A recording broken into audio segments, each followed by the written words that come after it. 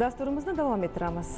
Hech kimga sir emaski, har bitta inson halol mehnati orqali haq olib, uni oilasiga ajratishga harakat qiladi. Biz esa dasturimiz orqali shu bilan bog'liq ham qiziqarli ma'lumotlarni, statistik ma'lumotlarni yetkazishga harakat qilamiz. Siz uchun bu ma'lumot ham qiziqarli bo'lsa kerak. Jahon aholisi o'rtasidagi hayot, baxt, ish, iqtisodiy sharoitlar haqidagi fikrlarni o'rganadigan xalqaro tadqiqot markazi Gallup International 2023-yildagi so'rovnomasiga ko'ra dunyodagi eng baxtli insonlar orasida 74% ishtirokchi men halol mehnat bilan topgan pulimdan mamnunman deb javob bergan ekan. Bu ular uchun pul emas, mehnatning mazmuni muhim ekanligini ko'rsatadi.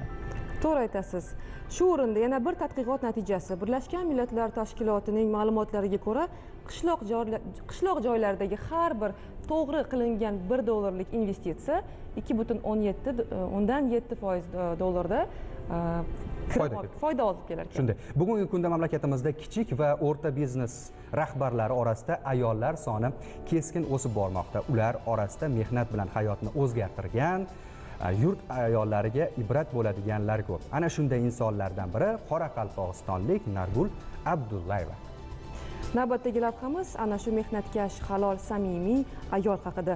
Uni har bir kuni ibrat, har bir qadami esa fidokorlik namunasi. Marhamat, tomosha qilamiz.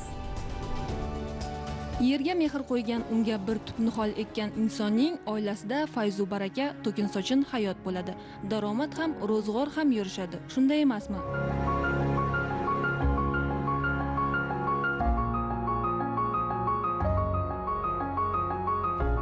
So'nggi yillarda aholining o'z tomorqa yerlariga bo'lgan munosabati sezilarli darajada o'zgardi. Ilgari yiliga bir marotaba hosil yig'adigan bo'lishsa, endilikda 3-4 marotobagacha hosil olishni maqsad qilishmoqda. Oilani ta'minlash bilan cheklanib qolmay, ortib qolgan mahsulotni bozorga chiqarib, qo'shimcha daromad ham topishmoqda. Sen yerni boqsang, yer seni boqadi degan naql bor xalqimizda. Buni isboti sifatida Norgul aya Abdullayevani ham ko'rsatishimiz mumkin. Chunki aya 72 yosh bo'lishiga qaramasdan 25 sotix yerda ham bog', ham issiqxona yaratgan. Bu albatta mamlakatimiz rahbarining e'tibori va yaratilayotgan shart-sharoitlar samarasidir. Imtiyozlar, subsidiyalar va yengilliklardan oqilona foydalanayotgan tomorqa yer egalari hozirda tadbirkorlik darajasiga yetib kelishmoqda. To'rtko'l tumani Nurli yo'l mahalla fuqarolar yig'inida istiqomat qiluvchi Abdullayeva Norgul onamiz 10 sotikdan ortiq joylariga issiqxonalar barpo qilgan. Issiqxonalarda hozirda ko'plab mevalar yetishtirmoqda. Limon, apelsin, undan tashqari bodom mevalarini ham yetishtirmoqda.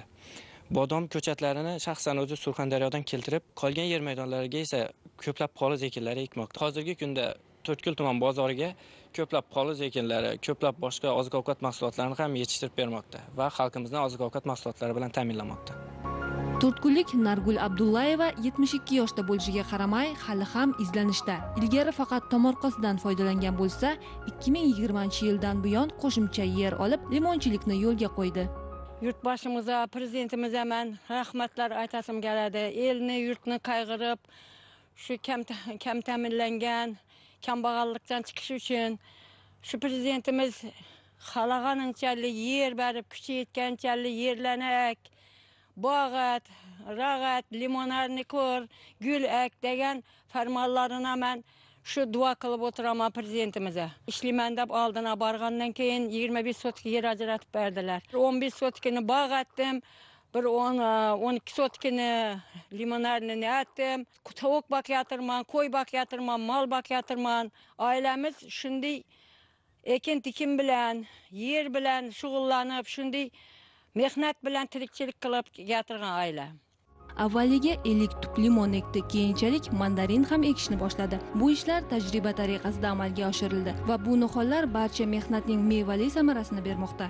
Bu yil mevega giriator, havamiz bizani qayg'irdi, yaxshilikqa yaxshi bo'ldi, yaxshi sharoit, yaxshi keldi, mevalar yaxshi, daromadlarga girgan so'ng o'g'lima yaxshi mashina olib beraman. Daromad hamma narsada bor. Yer bizani boqadi. Yerdan yaxshi daromad ko'rsa bo'ladi. Oilada qanday ishlash qanday yo'l bilan daromad topadigan bo'lsa, bola chaqalar ham shunga qarab intiladi. 25 sotix yer maydondan har bir mavsumda turli poliz va sabzavot ekinlari yetishtirib 40-50 million so'm atrofida daromad ko'radi. Shu bilan birga chorvachilik va parrandachilik bilan ham shug'ullanadi. Darhaqiqat tinim bilmas mehnatsevar opa haqiqiy ibrat namunasidir.